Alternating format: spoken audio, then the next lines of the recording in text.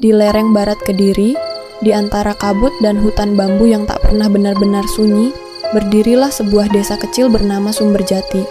Orang-orang di sana hidup sederhana, tapi menyimpan satu rahasia yang tak pernah berani mereka sebut, bahkan di siang hari.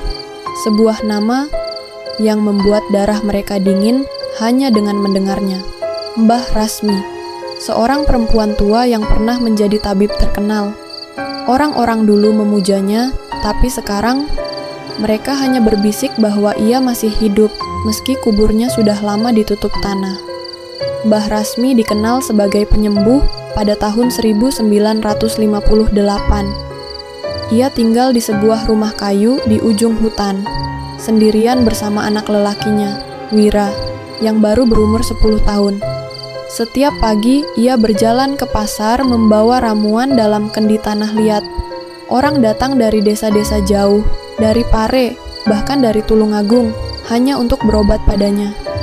Konon, air yang disentuh tangannya bisa membuat demam reda, luka tertutup, dan wanita mandul mengandung. Namun hidupnya berubah setelah satu kejadian. Malam itu, bulan purnama menggantung di langit Kediri, besar dan pucat seperti mata arwah. Wira jatuh sakit mendadak. Tubuhnya panas, tapi napasnya dingin. Dukun, tabib, bahkan dokter Belanda dari kota, semua menyerah. Selama 3 malam, Mbah Rasmi menjaga anaknya tanpa tidur. Di malam keempat, suara jangkrik berhenti serentak. Seekor burung gagak hinggap di jendela, menatap tajam ke arah anaknya yang sekarat. Dan saat fajar datang, tubuh Wira sudah kaku. Sejak hari itu, Mbah Rasmi tidak pernah lagi ke pasar. Orang-orang melihat asap hitam keluar dari dapurnya setiap malam. Kadang terdengar suara tangisan, kadang suara tawa yang bukan dari manusia. 3 hari setelah kematian anaknya, seorang pria asing datang ke rumahnya. Orangnya tinggi, berjubah hitam, dan membawa tongkat kayu hitam dengan ukiran ular melilit di ujungnya. Tak ada yang tahu dari mana dia datang. Tapi sejak malam itu, pelita di rumah Mbah Rasmi tak pernah padam sampai pagi. Suara ayam berkokok terdengar di tengah malam, dan orang-orang mulai mencium bau anyir darah setiap kali melewati jalan ke arah rumahnya. Beberapa minggu kemudian, keajaiban terjadi. Seorang anak perempuan di desa tetangga yang lumpuh sejak lahir tiba-tiba bisa berjalan. Orang tuanya mengaku, Mbah Rasmi datang ke rumah mereka malam sebelumnya. Ia hanya menyentuh kaki anak itu, lalu meninggalkan kendi berisi air yang warnanya kemerahan. Berita itu menyebar cepat. Warga yang dulu takut, kini datang berbondong-bondong. Setiap malam halaman rumah Mbah Rasmi penuh sesak. Ada yang membawa makanan, emas, bahkan ternak, semua untuk minta kesembuhan. Dan memang, mereka sembuh. Tapi setiap kali seseorang sembuh, selalu ada satu yang mati. Awalnya hewan. Ayam, kambing, anjing, lalu mulai manusia. Orang-orang mulai sadar, tapi sudah terlambat.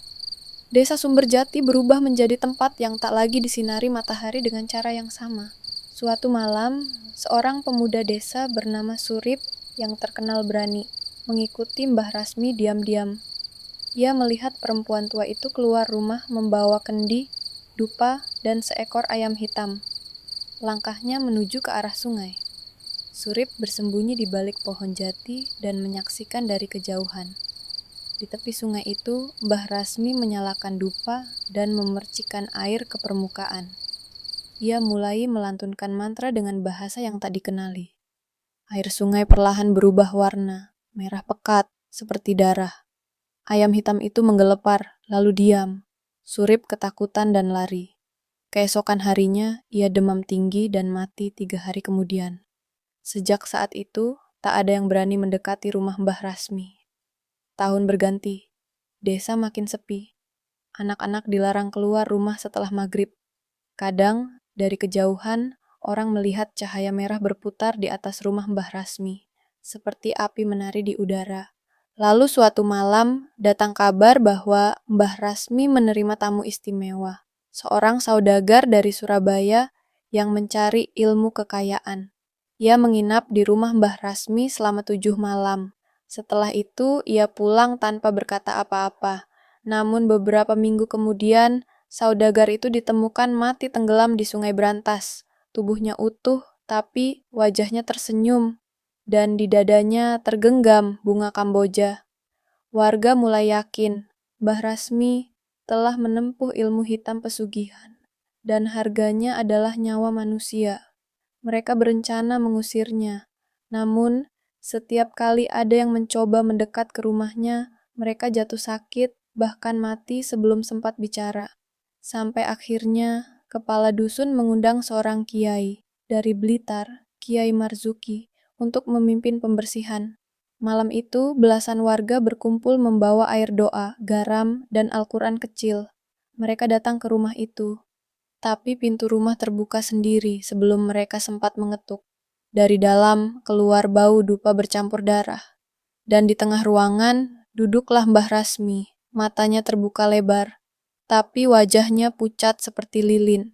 Di depannya berdiri sebuah cermin besar, berbingkai kayu jati hitam. Cermin itu tertutup kain hitam, dan dari balik kain itu tampak bayangan bergerak, bukan bayangan Mbah Rasmi. Kiai Marzuki berteriak membaca ayat-ayat suci. Namun udara di sekitar mereka mendadak berat, seperti ditekan dari segala arah.